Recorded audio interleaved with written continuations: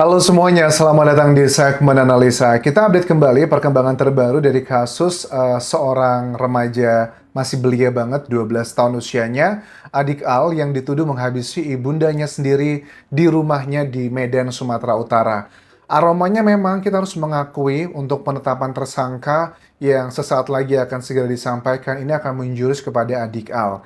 Apakah alat buktinya sudah kuat atau enggak? Karena antara alat bukti dan juga scientific logika itu nggak boleh bertolak belakang. Ada beberapa hal, kalau kita ngomongin masalah alat bukti pun secara aturan agak sulit sebenarnya menetapkan adik L sebagai tersangka. Itu yang nggak ngebuat kita heran keterangan dari Kapolres Medan, Kombes Pol Jian Calvin Simanjuntak, yang sepertinya masih ragu-ragu untuk mengungkapkan tersangkanya. Bahkan tegas mengatakan kami masih belum menentukan tersangkanya loh, padahal sudah ada keterangan dari kakaknya Al ya, dan juga ayahandanya Alham, bahwa yang melakukan aksi tersebut pada Rabu 10 Desember 2025 adalah putri bungsunya.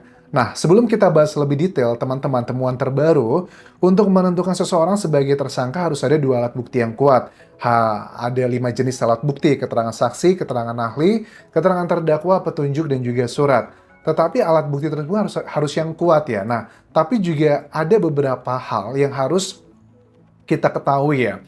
Syarat keterangan saksi, kan kalau kita lihat kakaknya dan juga ayahandanya adik Al, kemungkinan besar itu sudah cukup dua alat bukti. Tapi syarat keterangan saksi tidak boleh semenda. Semenda itu adalah hubungan keluarga karena perkawinan, seperti mertua, menantu, ipar, atau yang lainnya. Dalam hukum acara perdata di Indonesia adalah benar, terutama untuk keluarga sedara dan semenda, dalam garis lurus karena dianggap tidak netral, namun pengecualian ada pada perkara perceraian. Saksi juga harus berakal, sehat, balik, dan juga memberikan keterangan berdasarkan fakta yang dilihat, didengar langsung, bukan pada pendapat atau kesimpulan, sesuai prinsip keadilan dan objektivitas. Ya, perdata, pidana, ya kurang lebih mirip-mirip lah alat buktinya seperti ini buat kategori saksi. Keluarga yang semenda, ini nggak boleh nih ya, ayah, anak, kakek, cucu, mertua, menantu, ipar dalam garis lurus. Itu dianggap punya kepentingan. Tapi bagaimana dong dengan pertimbangan yang lainnya? Terus juga anak di bawah umur 15 tahun itu, jika tidak bisa dipastikan secara hukum, ya nggak bisa juga. Maksudnya gimana? Kalau si adik Alusia 13 tahun, ya jelas dia nggak bisa gitu dia ambil dalam sumpah. Bahkan kakaknya pun juga kayaknya belum sampai 15 tahun ya. At least lah masih di bawah 18 tahun begitu. Nah, pengecualian buat keluarga untuk masalah yang kayak kasus perceraian begitu. Itu adalah syaratnya.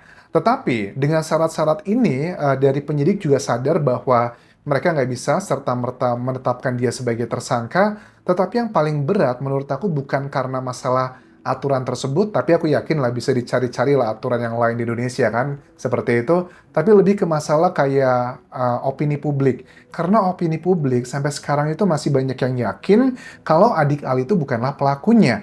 Secara logika saja, kalau ada hasil otopsi yang mengatakan 20 kurang lebih tus-tus tersebut, itu kan masa Ibu Faiza Soraya tidak melakukan perlawanan. Tapi kan bisa aja Anjas dilakukan tus-tus tersebut pada bagian yang sangat vital, yang ngebuat ibundanya tidak lagi berdaya.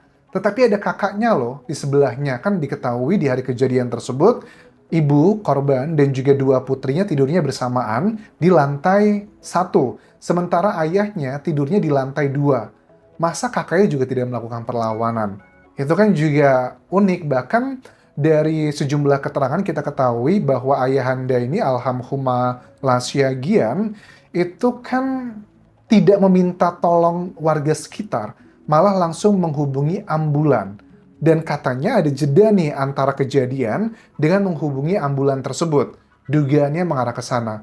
Ada yang bilang jedanya itu kejadian jam 3, tapi baru menghubungi setengah 5. Ada yang bilang jam 4 dan sebagainya. Detailnya masih belum disampaikan dari penyidik terkait kronologi detailnya seperti apa. Cuma yang pasti bahwa ambulan itu datang ke lokasi TKP sekitar jam 5 pagi. Nah, gara-gara ambulan itu datanglah ke lokasi TKP, banyak tetangga dan warga yang tahu dan ada satu warga juga yang masuk ke dalam rumah tersebut untuk ngebantu di lingkungannya. Nah, kan ada dugaan menurut sejumlah keterangan yang mengaku keluarga korban yang bilang bahwa pada saat korban itu ditemukan di TKP, Ibu Faiza itu katanya masih bernafas, masih ada gerakannya, tetapi sudah berpulang pada saat dibawa ke rumah sakit. Itu juga menjadi teka-teki nih, kan kita udah bahas di video sebelumnya. Kenapa kepala keluarga Alham ini memilih memanggil ambulan yang jaraknya lebih jauh gitu loh. Kalau kita hitung kemarin kan di rumah sakit yang Kolombia itu sekitar ya at least 10-an menit. Padahal di sekitar rumahnya yang jaraknya paling hanya sekitar beberapa menit, kenapa nggak dihubungi rumah sakit tersebut? Bahkan terkait dengan otopsi di awal-awal juga pihak keluarga korban mengatakan dugaannya bahwa Alham ini tidak mau istrinya diotopsi, alasannya kasihan begitu loh. Tapi keluarga korban memaksa harus diotopsi, makanya ketahuan adalah tus-tus tersebut.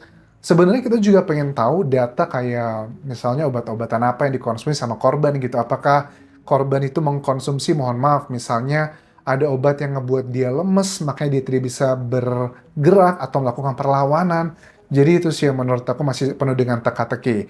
Komisi KPAI, terus juga dari penyidik, kemudian dari sejumlah lembaga yang mengawal kasus ini, terutama untuk terduga pelaku adik Al, atau istilahnya adalah anak yang berhadapan dengan hukum, itu memang mereka kayak satu suara ya. Suaranya adalah sama-sama mengindikasikan bahwa adik Al ini mengalami salah pola asuh karena orang tuanya memiliki permasalahan keluarga. Diketahui ayahnya itu sudah beberapa tahun tidak akur dengan ibunya, bahkan dugaannya sudah mau bercerai, tetapi dugaannya sang ibu Faiza korban ini tidak mau bercerai, tetapi ayahnya yang ngotot pengen bercerai.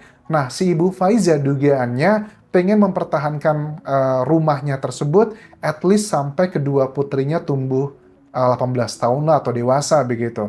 Tapi dugaannya sang ayah tidak mau karena itu adalah harta bawaan ayahnya. Apakah seperti itu? Nah, hal-hal seperti ini kita nggak bisa pungkiri ya. Pada saat manusia dewasa tinggal satu rumah dengan anak-anaknya, udah lagi nggak akur, udah bisa dipastikan ribut kecil, bahkan mungkin fisik, bahkan mungkin melakukan hal-hal yang kasar, itu kayaknya udah nggak terhindarkan. Dan hal tersebutlah yang ngebuat si anak, dugaannya adik Al ini menurut sejumlah lembaga yang mengawasi dan juga mengawal adik Al, itu yang ngebuat dia nggak nyaman. Dia ngerasa kayak sakit hati, dendam, karena mendapatkan perlakuan kasar dari ibunya. Apakah betul seperti itu? Aku rasa anak 12 tahun zaman sekarang juga sudah ngerti loh, beda sama anak 12 tahun di angkatan kita gitu kan ya. Dia sudah mengerti bahwa misalnya ibunya marah atau kesel atau seperti apa. Namanya juga perempuan kan ya, maksudnya mau laki-laki juga sama pada saat mereka punya masalah sama pasangannya, mereka juga kan sadar gitu loh. Kadang kan kayak ibu-ibu marah ngomel gara-gara ribut sama suaminya. Ya, adik Al juga bisa merasakan, oh ibuku juga marah-marah karena lagi ada masalah sama sang ayah. Nah, apakah itu menjadi salah satu justifikasi secara saintifik bahwa adik Al ini adalah alasan dan motif yang kuat dia melakukan tus-tus tersebut karena dia sakit hati pengen melindungi kakaknya. Dan dikatakan kan bahwa kepala keluarga bilang di sejumlah saksi, sehari sebelum kejadian, korban ini memarahi kakaknya adik Al. Nah, dari situlah katanya dia nggak terima kakaknya dimarahin, dan dia juga sering dimarahin, makanya ngerasa sakit hati. Ya, sekasar-kasarnya orang tua, menurut aku sih memang ada sebagian anak yang terpancing buat melakukan hal yang indikasinya kriminal seperti ini. Memang ada sih teman-teman, cuman apakah itu bisa menjadi alasan yang kuat secara hukum? I don't think so, karena kan untuk bagian psikologi lebih banyaknya adalah bagian pendapat dan subjektif sih. Yang bisa mengclear, kristalkan kasus ini adalah data saintifik ya. Kan bukankah psikologi forensik itu adalah scientific kan, Jas? Yes, itu adalah menurut aku ilmu sosial yang berusaha disaintifikan. Tapi kayak jejak, kayak sidik jari, DNA, itu menurut aku adalah data yang tak terbantahkan. Oke, kita coba bahas sekarang data yang tak terbantahkan deh. Kalau masalah psikologi kan subjektif ya, walaupun sudah kategorinya saintifik. Kalau yang data yang tak terbantahkan, kayak di barang buktinya pisau tersebut, kalau aku tangkap di sini, ternyata dugaan sangat kuat di pisau tersebut cuman ada sidik jari dan juga DNA dari adik Al. Secara hukum ini berat banget teman-teman, walaupun data saintifik ini pun bisa dua interpretasi. Interpretasi pertama, yes, adik Al, mutlak dia adalah pelakunya dengan temuan tersebut. Interpretasi yang kedua, belum tentu. Ini justru bisa mencurigakan, bukankah kakaknya tangannya terluka? Logika aja kalau bapaknya dari lantai 2 pas turun ke bawah, ngelihat anaknya bawa pisau, kenapa dia tidak berusaha mengambil, mengamankan? Dalam proses kedua hal tersebut, tidak adakah sentuhan dari dua anggota keluarga atau saksi peristiwa di hari kejadian tersebut? Nah, ini kan terlalu bersih, terlalu well prepared juga ngebuat kita curiga. Itu adalah bagian yang dari olah TKP untuk yang sidik jari di barbuknya. Terus bagaimana juga dengan jenis kayak tus-tus tersebut? Kan ada 20-an. Kalau untuk kekuatan aku yakin sih Adikal dengan badan sebesar itu juga kayaknya dia punya kemampuan. Tetapi apakah sama sekali tidak ada perlawanan karena yang ditemukan luka di sini adalah kakaknya.